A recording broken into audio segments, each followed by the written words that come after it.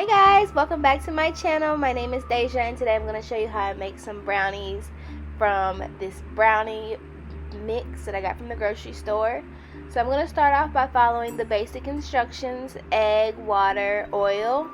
And then after I do that, I like to add my own little neat to it. So I like to add some vanilla, and then I like to add a scoop of sour cream just to help with moisture, because sometimes brownies can be a little dry. So I just added a scoop of regular sour cream and whisked that all together.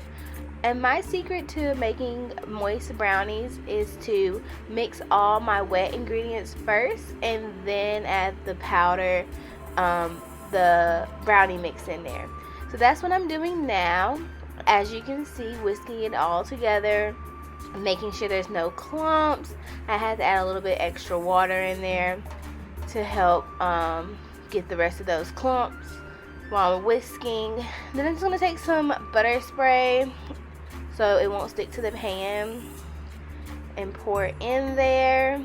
And after I pour it in there, I'm going to add some chocolate baking chips and some mixed nuts. And I'm going to bake this for 20 minutes at 350. And I hope you all enjoyed this video. Thank you so much for watching.